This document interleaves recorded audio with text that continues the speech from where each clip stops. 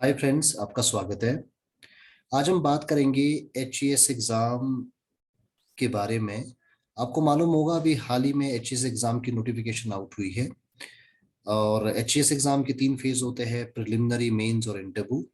और जो final selection होता है वो मेंस और इंटरव्यू के बेस पे होता है। बट जो गेटवे है वो आपका प्रिलिमिनरी है। तो आइए आज हम बात करेंगे कि एचईएस प्रिलिमिनरी एग्जाम की तैयारी आप कैसे कर सकते हैं।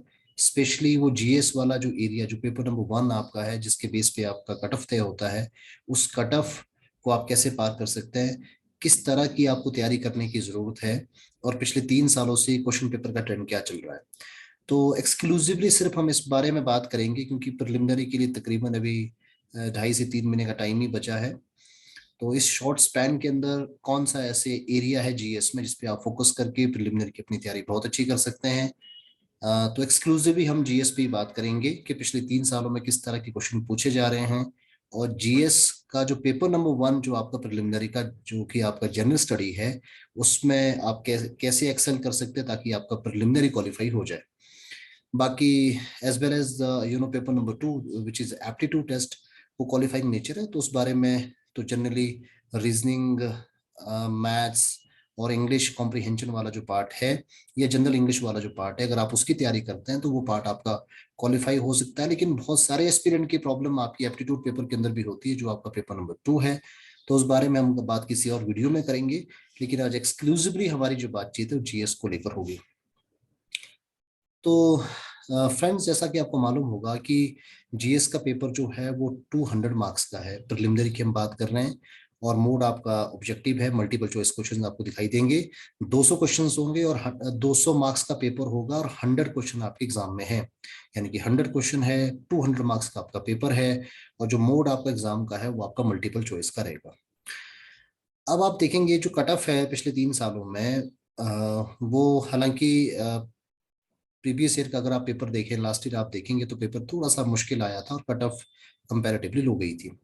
पर मैं आपको ऑन एन एवरेज पिछले 3 से 4 सालों का जो कट ऑफ का, जो एवरेज कट ऑफ चल रही है, उसके बारे में बात बताऊंगा।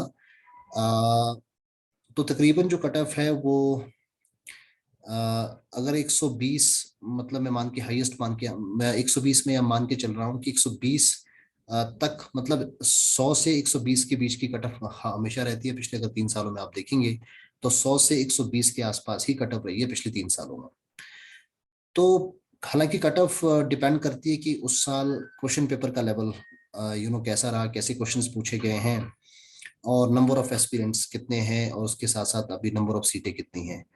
तो ये 2-3 फैक्टर होते हैं जो कि कट ऑफ को डिसाइड करते हैं। लेकिन सबसे बड़ा जो फैक्टर होता है वो होता है क्वेश्चन पेपर का स्टैंडर्ड किस तरह का है। क्वेश्चन पेपर आसान है, क्वेश्चन पेपर मुश्किल रहा, तो काफी हद तक जो है क्वेश्चन पेपर डिसाइड करता है कि कट ऑफ आपकी कैसी होगी। लेकिन जैसा मैंने आपको बताया कि 100 से 120 के बीच का ही कट ऑफ रही है पिछले 3 सालों में। तो हम ये समझने की कोशिश करेंगे कि जब आप 2023 के प्रिलिमिनरी के एग्जाम में बैठेंगे तो आपको किस तरह से तैयारी करने की आवश्यकता है। तो तैयारी करने के लिए सबसे पहले हम फोरसी करते हैं कि कट ऑफ क्या रह सकती है, और आपका टारगेट क्या एग्जाम को लेकर होना चाहिए।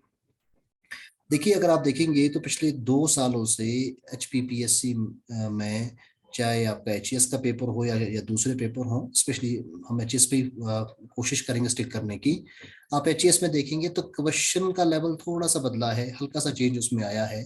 सिलेबस आपका वही है, लेकिन क्वेश्चन का जो ओरिएंटेशन है वो थोड़ा सा चेंज हुआ है, और वो उसका स्टैंडर्ड थोड़ा सा राइज हो गया है। तो मतलब जाहिर सी बात है कि कट ऑफ थोड़े लो जा रहे हैं। अगर आप पिछले साल भी देखें तो कट ऑफ लो था, और पेपर थोड़ा मुश्किल होगा।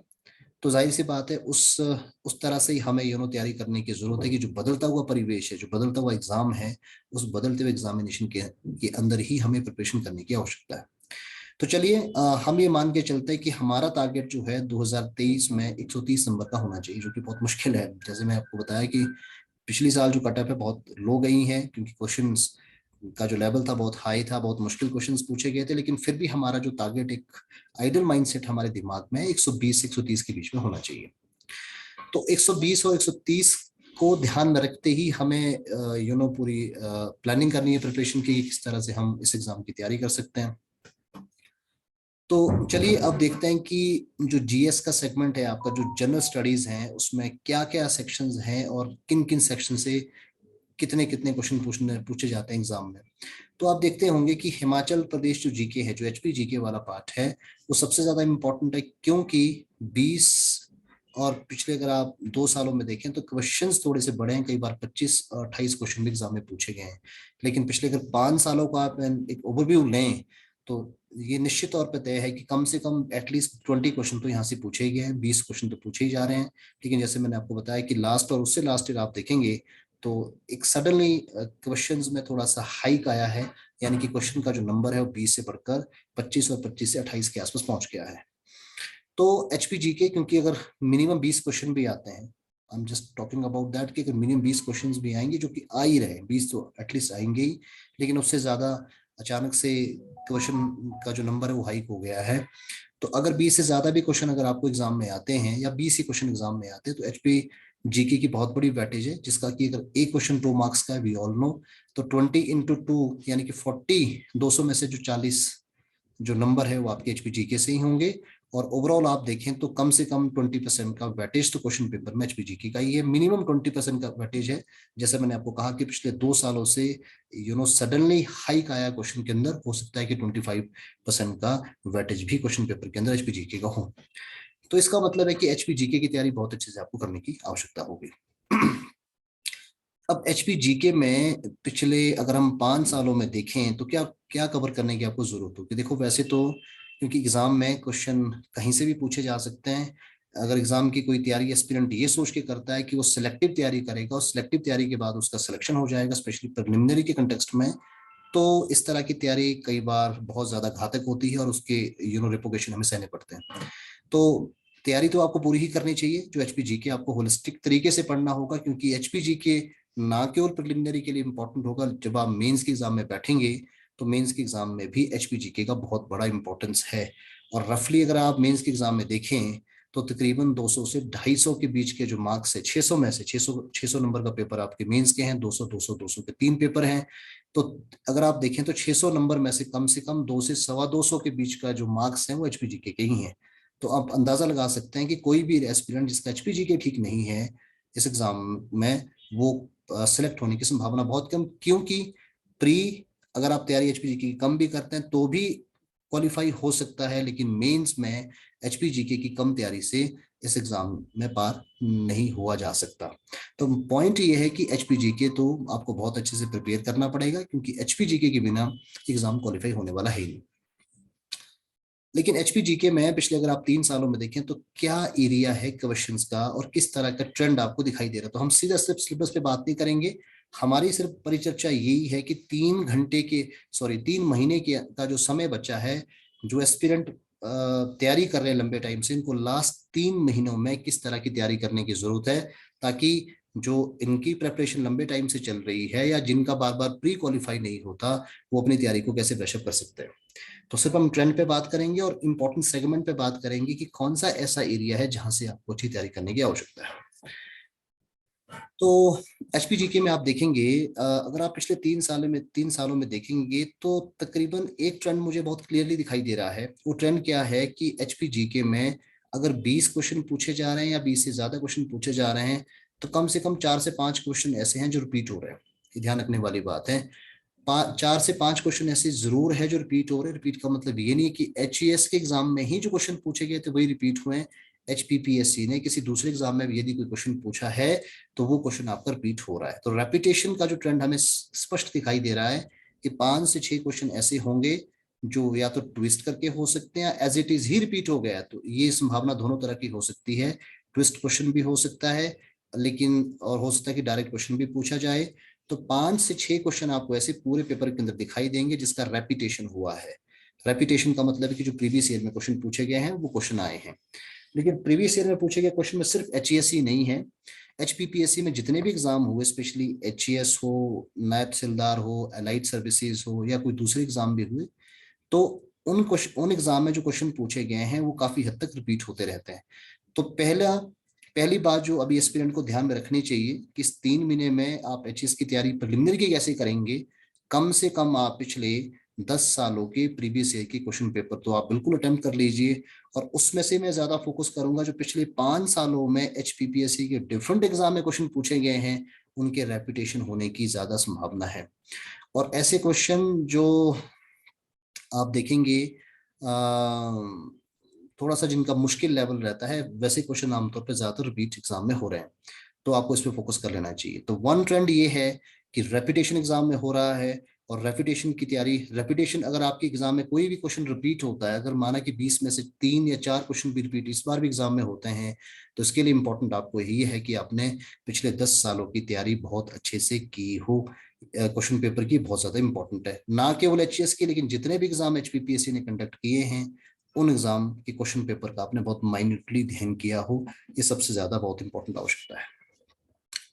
दूसरा ट्रेंड जो मैं एचपीजीके में देख रहा हूँ वो ट्रेंड क्या है कि यदि जो क्वेश्चन है, क्वेश्चन एक ही लाइन पे पूछे जा रहे हैं, क्वेश्चन जो एक ही लाइन पे पूछे जा रहे हैं, एक लाइन का मतलब क्या हो रहा है कि माना कि आर्ट एंड आर्किटेक्चर से क्वेश्चन पूछा जा रहा है, तो हर साल आर्ट और आर्किटेक्चर से क्वेश्चन एग्जाम में जरूर आ रहा है।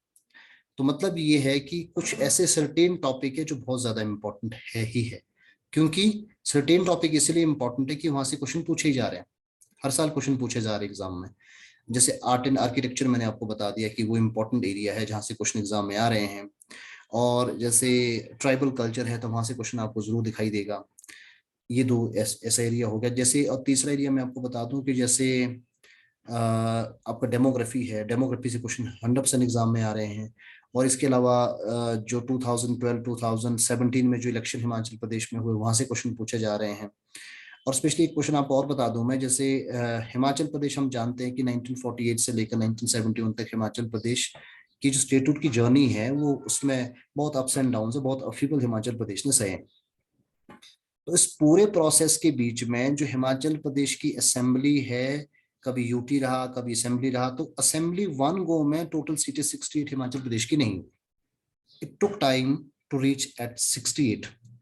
तो ये क्वेश्चन बहुत बार है कि किस साल कितनी सीटें रही, मतलब 68 सीटें कब हुई, 41 सीटें कब हुई, 36 सीटें कब हुई। तो ऐसे क्वेश्चन एग्जाम में पूछे जा रहे हैं। तो मतलब ये हो रहा है कि अगर आप पिछले 3 साल के पेपर देखेंगे तो आपको लाइन और लेंथ समझ आ जाएगी। क्वेश्चन जो है आमतौर पर जो फ्रेजअप किए जा रहे हैं वो एक ही लाइन से किए जा रहे हैं। जैसे अगर आपके पास आर्किटेक्चर का क्वेश्चन आया हुआ है, टेम्पल आर्किटेक्चर से क्वेश्चन पूछा गया, तो आप देखेंगे कि लगातार 3 सालों में टेम्पल आर्किटेक्चर क्वेश्चन है ही, ट्रेंड में है, क्वेश्चन आ ही रहा है वहां से। अगर ट्राइबल कल्चर से क्वेश्चन आ रहा है तो जाहिर सी बात है क्वेश्चन वहां से आ ही रहा है। ठीक है, तो ये ट्रेंड आप वहां से देख सकते हैं। तो पॉइंट ये है कि पिछले 3 सालों के पेपर को बहुत माइन्यूटली आपको सॉल्व करना होगा, ताकि आपको पता चल सके कि पैट एरिया कौन सा है। जैसे मैंने शुरू में कहा कि पैट एरिया का मतलब ये नहीं है कि पैट एरिया को पढ़ के ही सिलेक्शन होगा, तैयारी तो आपको एंटायरली पूरी करनी होगी, लेकिन पैट एरिया आपको लास्ट टाइम के रिवीजन में आपको बहुत हेल्प करेगा। तो दो ट्रेंड मुझे हिमाचल प्रदेश की जीके में दिखाई दे रहे हैं। तीसरा जो ट्रेंड है वो ट्रेंड एचपीजीके को लेकर एक और बड़ा है। वो ट्रेंड ये है कि इकोनॉमिक सर्वे वाले क्वेश्चन, और वो भी स्टेटमेंट बेस्ड क्वेश्चन की थोड़ी सी इंपॉर्टेंट बननी शुरू हो गई है। हालांकि एचएस में अभी बहुत ज्यादा क्वेश्चन ऐसे नहीं पूछ पाए, क्योंकि एचएस में बहुत स्कोप नहीं होता क्वेश्चन का, क्योंकि यहाँ 20 या 25 भी क्वेश्चन पूछे जाते हैं। तो अगर इकोनॉमिक सर्वे और बजट के क्वेश्चन आते भी हैं तो कम से कम 2 या 3 क्वेश्चन आने की संभावना एग्जाम में होगी।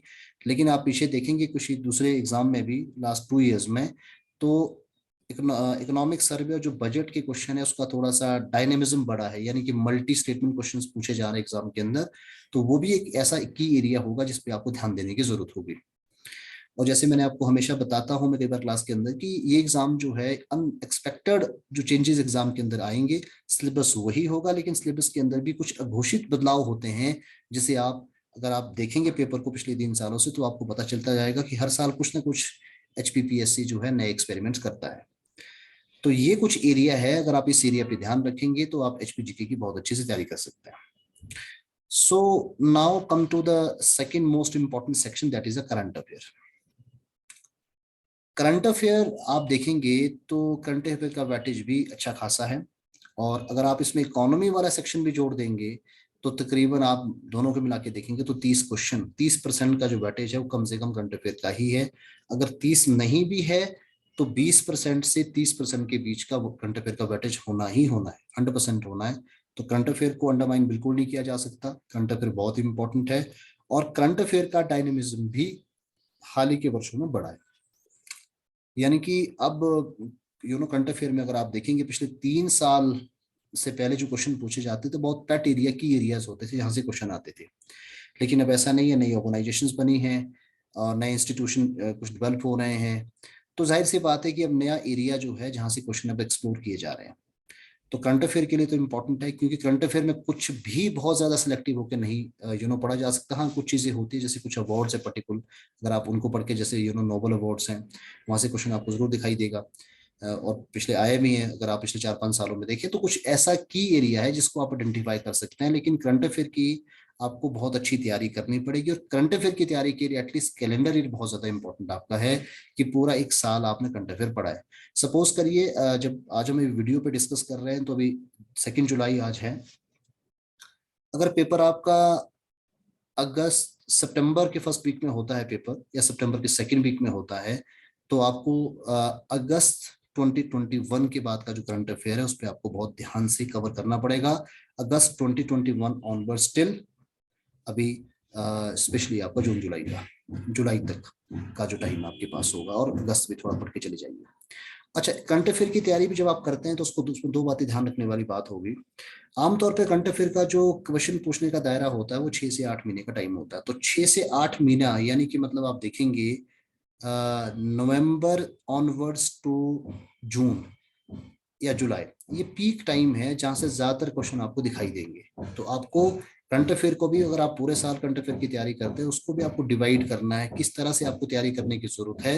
यानी कि नवंबर से लेकर जो जून के बीच, जून या जुलाई तक का जो करंट अफेयर, उस पर आपको मल्टीपल टाइम उसके आपको रिविजन करना है, क्योंकि ज्यादातर जो क्वेश्चन आपको दिखाई देंगे इसी पीरियड के बीच में दिखाई देंगे। ठीक है। हाँ, लेकिन कई बार जो HPPSC की अप्रोच ये रहती है कि वो एक साल तक खींच लेते हैं करंट अफेयर को। तो आपको, जैसे मैंने अगस्त से कहा, तो सबसे कोर एरिया आपका नवंबर से लेकर आपका जून के बीच में रहेगा। लेकिन सेकंड आपका प्रायोरिटाइज एरिया जो होगा वो अगस्त ऑनवर्ड से लेकर आपका नवंबर तक का बीच का भी रहेगा। तो करंट अफेयर की तैयारी में मैंने आपको बता दिया कि सबसे ज्यादा फोकस आपको किस में 6 से 8 महीने का जो पीरियड है उस पर आपको फोकस करना है। और करंट अफेयर को भी आप बहुत ऊपरी ना पढ़ें, जिस तरह के क्वेश्चन अब पूछे जा रहे हैं, बहुत कंसेप्चुअल अंडरस्टैंडिंग के साथ क्वेश्चन पूछे जा रहे हैं। और 1-2 सालों में जो ट्रेंड अभी चेंज हुआ है, इसमें भी स्टेटमेंट बेस्ड क्वेश्चन अब आने शुरू हो गए।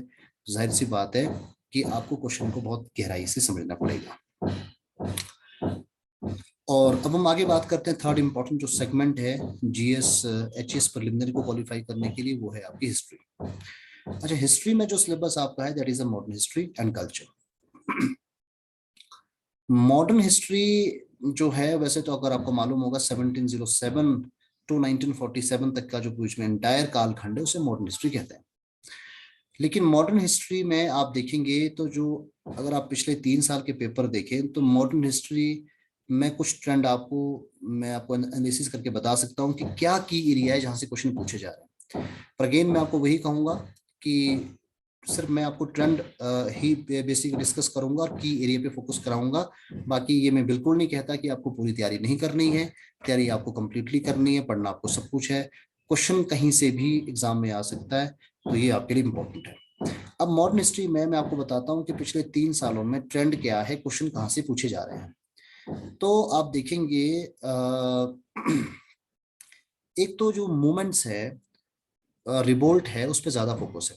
देखो, आपको मालूम होगा एक जमाने में 1857 की रिवोल्ट से बहुत ज्यादा क्वेश्चन पूछे जाते थे, और हार्डली ही कोई ऐसा साल रहा होगा जबकि यहाँ से कोई क्वेश्चन एग्जाम में नहीं आता था।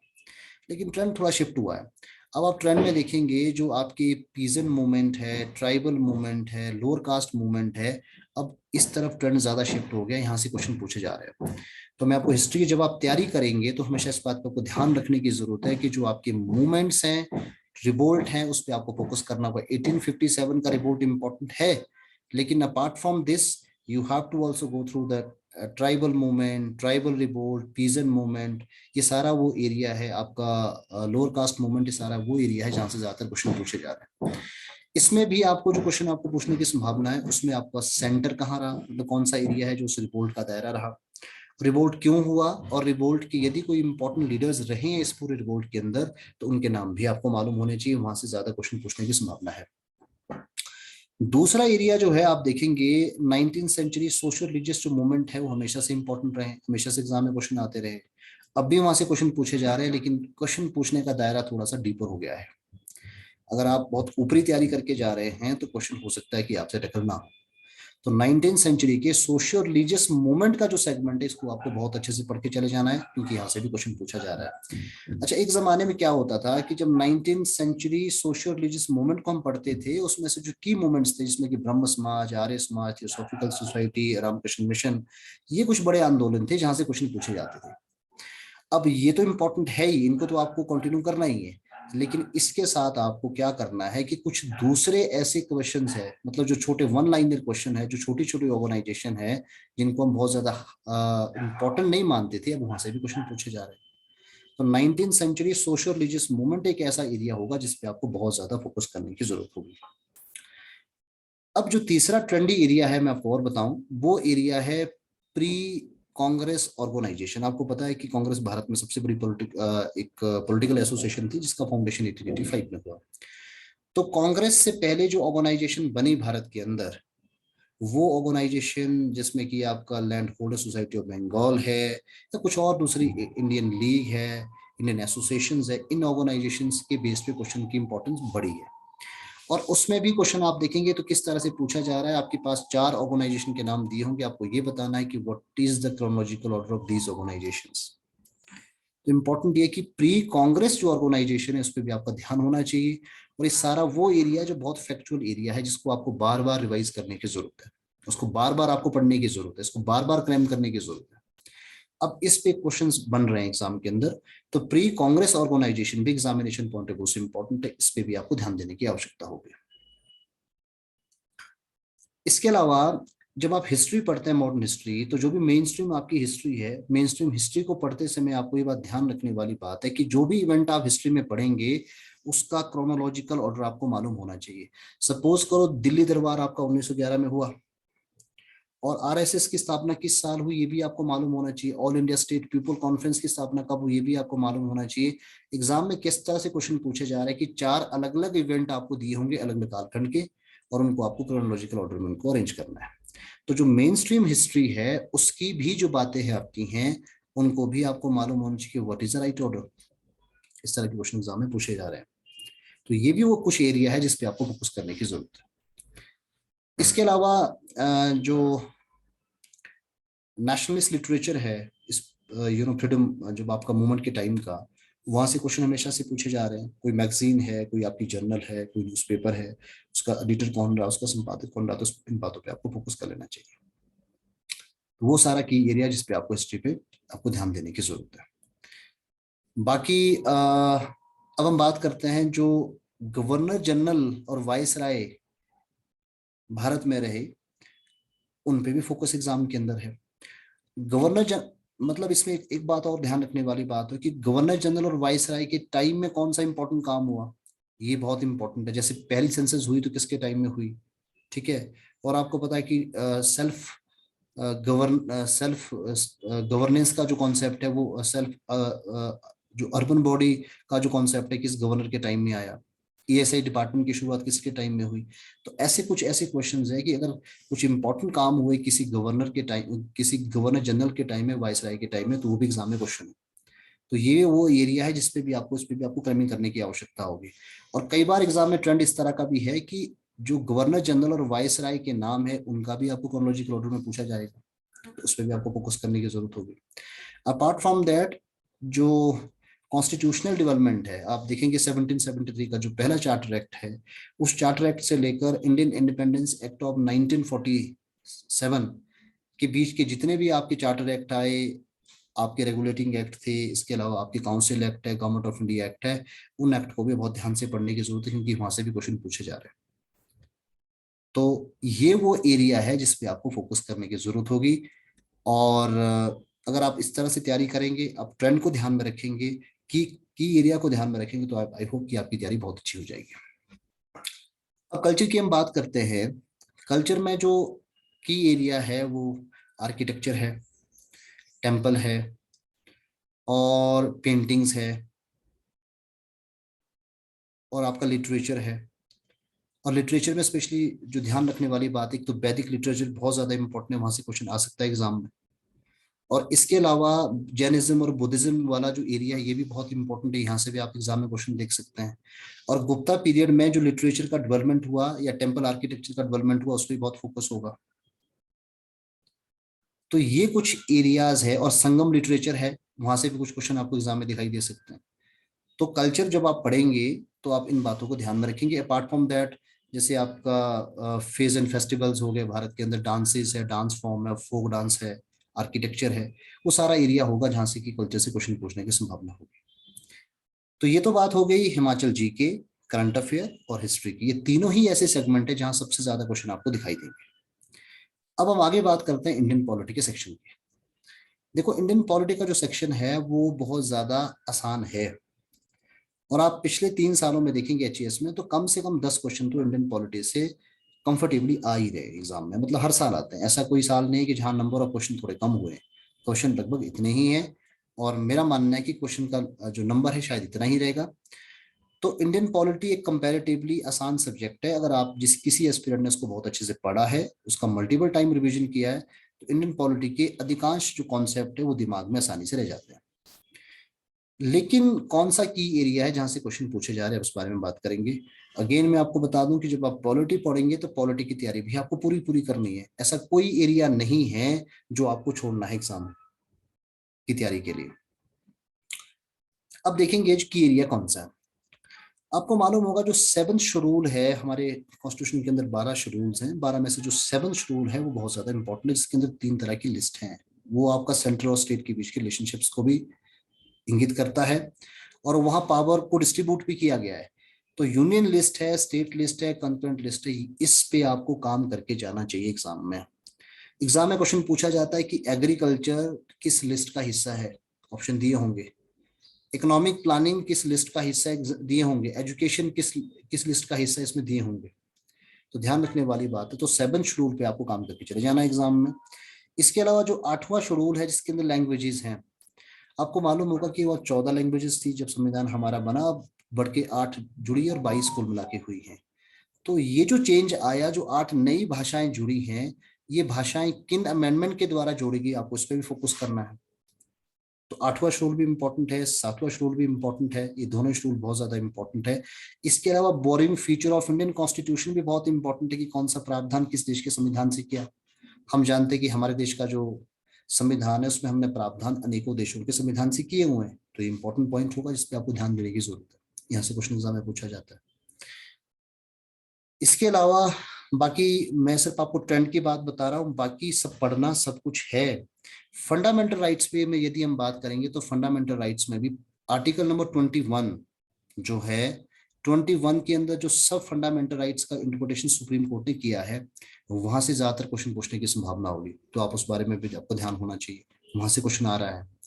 इसके अलावा मैंने एक और ट्रेंड देखा है कि डीपीएसपी के जो तमाम आपके आर्टिकल्स हैं वो आपको पढ़ के चले जाना पड़ेगा। डीपीएसपी के आर्टिकल हो सकता है कि मैच करने को भी आ जाए, तो डीपीएसपी के तमाम आर्टिकल की आपको जानकारी होनी चाहिए। और आप देखेंगे कि फंडामेंटल ड्यूटी की जो रिकमेंडेशन थी, किस कमेटी की रिकमेंडेशन के बेस पे, ये क्वेश्चन भी बहुत बार एग्जाम में है, इंपॉर्टेंट है। और आप जानते हैं कि अभी जब एग्जाम होगा उससे पहले भारत के राष्ट्रपति का चुनाव हो जाएगा, और उपराष्ट्रपति का चुनाव भी भारत का भी ड्यू है, अगस्त के महीने में होना है। तो जाहिर सी बात है पार्ट नंबर 5 में प्रेसिडेंट और वाइस प्रेसिडेंट से क्वेश्चन आने की पूरी पूरी संभावना होगी। तो ये भी पार्ट नंबर 5 आपको पूरा गो थ्रू कर लेना है अच्छे से। अच्छा, एक और ट्रेंड है कि आर्टिकल वाले क्वेश्चन थोड़े अचानक बढ़ गए एग्जाम में। पिछले 3 सालों से आप देखेंगे तो आर्टिकल वाले क्वेश्चन अचानक से बढ़ गए हैं। तो आर्टिकल वाले क्वेश्चन में आपको बार बार उसको रिवाइज करने की जरूरत होती है। राष्ट्रपति के बारे में जितने भी सारे डील करने वाले आर्टिकल आप पढ़ के चले जाइए, वाइस प्रेसिडेंट के कंटेक्स्ट में भी कर लीजिए, काउंसिल ऑफ मिनिस्टर के कंटेक्स्ट में पढ़ के चले जाइए, और इसके अलावा जो है प्राइम मिनिस्टर को डील करने वाला जो आर्टिकल है उनको पढ़ के चले जाइए, और प्राइम मिनिस्टर और काउंसिल ऑफ मिनिस्टर और प्रेसिडेंट के बीच का जो रिलेशनशिप है उस आर्टिकल को भी आप जो पढ़ के चले जाइए। और इसके अलावा जो पार्लियामेंट के कंटेक्स्ट में जितने भी प्रावधान है उसको आप पढ़ के चले जाइए। जैसे अगर आप देखेंगे पिछले 3-4 सालों से लगातार ये क्वेश्चन बहुत इंपॉर्टेंट रहा है कि स्पीकर जो है मेंबर को मदर टंग में अपनी बात रखने का जो है मौका दे सकता है, वो किस आर्टिकल में दिया गया है। ठीक है, फाइनेंशियल बिल किस आर्टिकल के अंदर है। तो पार्लियामेंट को डील करने वाले जो भी आपके आर्टिकल वो आपको पढ़ के चले जाना चाहिए। इसके अलावा जो पंचायती राज है, जो आप बहुत ज्यादा इंपॉर्टेंट है, पिछले 5 सालों में ऐसा कोई पेपर नहीं हुआ जिसमें कि पंचायती राज एग्जाम में क्वेश्चन ना पूछा गया। कोई भी एचएएस का पेपर ऐसा नहीं गया पिछले 5 सालों में। आप क्वेश्चन पेपर उठा के देखिए जिसमें पंचायती राज से क्वेश्चन नहीं पूछा गया। पंचायती राज के एक एक आर्टिकल बहुत इंपॉर्टेंट है, वहां से क्वेश्चन आने की संभावना होगी। इसके अलावा जो भी कमिटीज हैं, कमेटी को आपको बहुत ध्यान से पढ़ना है। आप पिछले साल का पेपर देखेंगे तो 3 क्वेश्चन ही पंचायती राज से पूछे गए थे।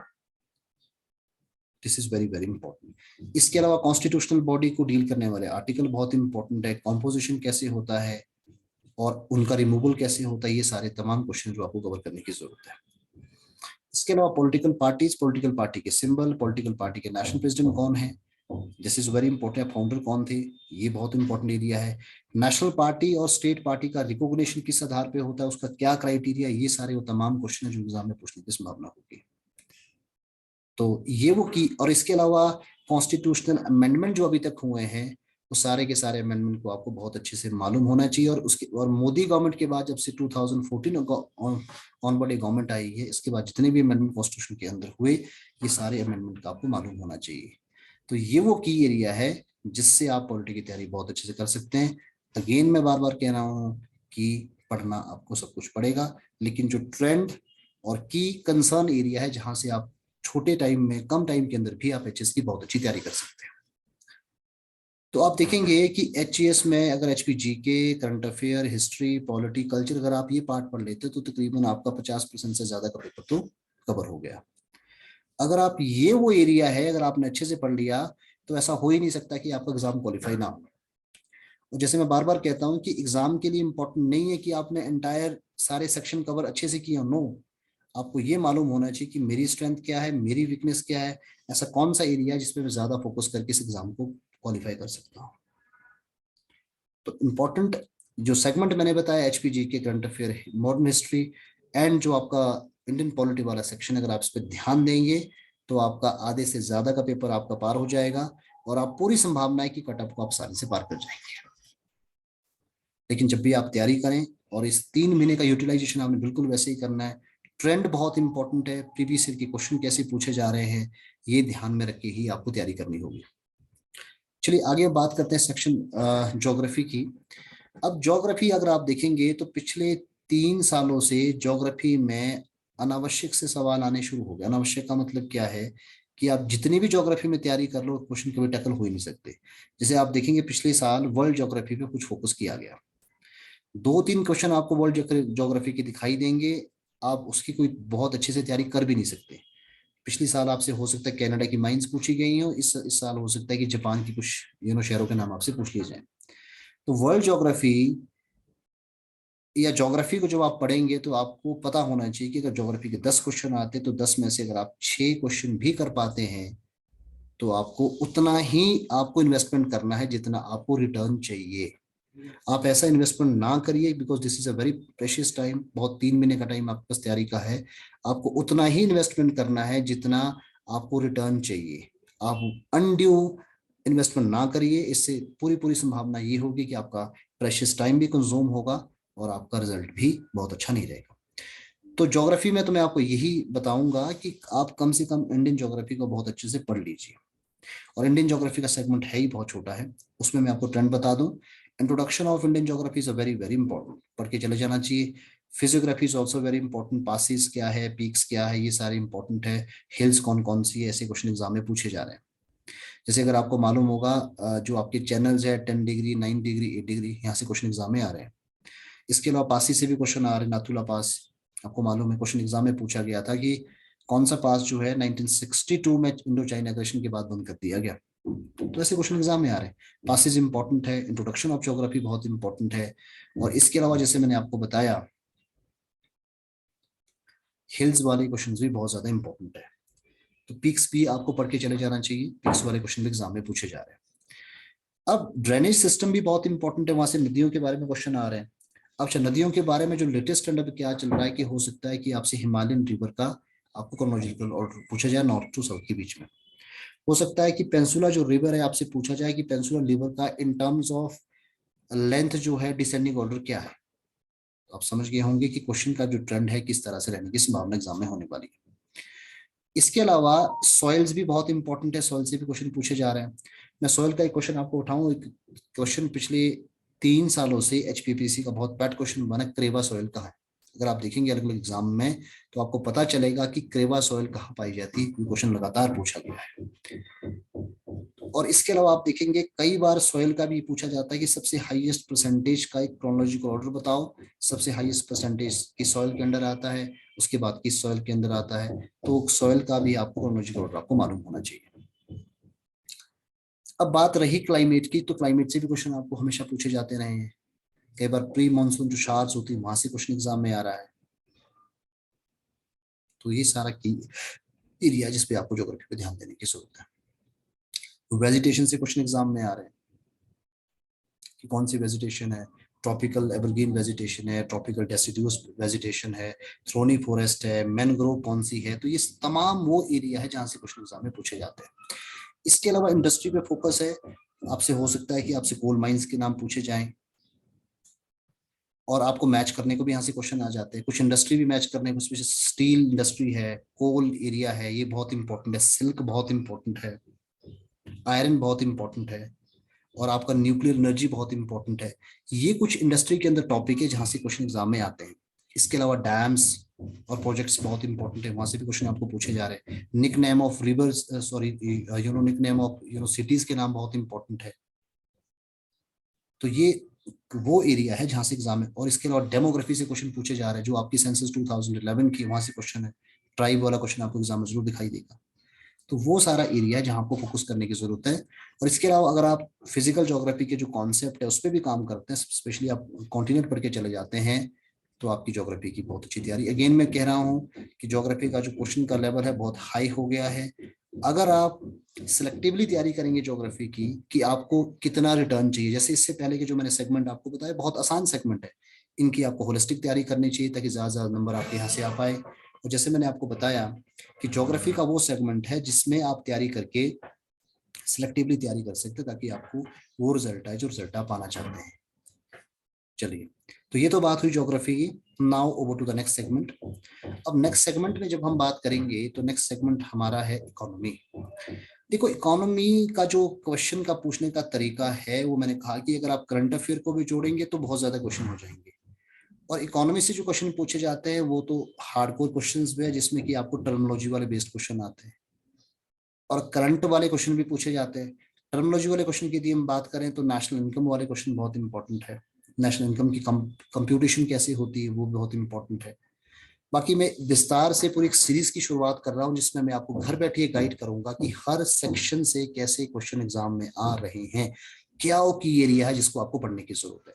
जैसे मैंने कहा जीडीपी वाले क्वेश्चन बहुत इंपॉर्टेंट है, इन्फ्लेशन से क्वेश्चन एग्जाम में जरूर पूछा जा रहा है अगर आप देखेंगे तो। इसके अलावा आप देखिए ट्रेड से क्वेश्चन पूछा जाता है, करंट अकाउंट डेफिसिट क्या है आपका, रेबिट और आपका फिस्कल डेफिसिट क्या है। इसके अलावा जो फाइनेंशियल मार्केट से क्वेश्चन पूछा जा रहा है, रेपो रेट वाले क्वेश्चन पूछे जाते हैं। अनएम्प्लॉयमेंट से क्वेश्चन पूछा जा रहा है, पॉवर्टी से क्वेश्चन आते हैं। अनएम्प्लॉयमेंट से बहुत बार क्वेश्चन ट्रेंड में रहता है कि डिसगाइज अनएम्प्लॉयमेंट क्या है। अगर आप पॉवर्टी की बात करें, पॉवर्टी एस्टिमेशन कौन करता है और पॉवर्टी के अलग अलग इंडेक्सेस क्या है, ये क्वेश्चन एग्जाम में रहता है। अगर आप इंडेक्सेस की बात करें तो एचडीआई से लगातार एग्जाम में क्वेश्चन है, कोई पेपर आपको ऐसा नहीं मिलेगा जहां आपको एचडीआई क्वेश्चन आपको नहीं दिखाई देगा, बहुत इंपॉर्टेंट है। इसके अलावा डेमोग्राफिक डिविडेंड वाला क्वेश्चन आपको लगातार ट्रेंडी दिखाई देगा, हर बार वहां से क्वेश्चन पूछा जा रहा है। तो ये वो एरियाज है जहां से हार्डकोर और इंडस्ट्री से क्वेश्चन पूछा जा रहा है। हार्डकोर एरिया जहां से क्वेश्चन पूछे जाते हैं। तो इकोनॉमी की तैयारी जब भी आप करेंगे तो करंट भी आपको साथ में जोड़ के रखना होगा, स्पेशली इंडेक्सेस और रिपोर्ट्स, ये बहुत इंपॉर्टेंट, और कमिटीज, यहाँ से क्वेश्चन पूछे जाते हैं। अब इकोनॉमी के बाद यदि हम बात करें तो अब हमारा सेक्शन बचता है environmental studies and general science. देखो, एनवायरमेंटल स्टडीज का रिसेंट टाइम में थोड़ा स्कोप बड़ा है और ज्यादातर क्वेश्चन वहां से पूछे जा रहे हैं। तो जनरल स्टडी एनवायरमेंटल स्टडीज के लिए आपको एक तो पूरा एक कैलेंडर ईयर के अंदर जितनी भी रिपोर्ट्स क्लाइमेट को लेकर आई है, एनवायरमेंट को लेकर आई है, उसका आपको माइन्यूटली ध्यान करना है।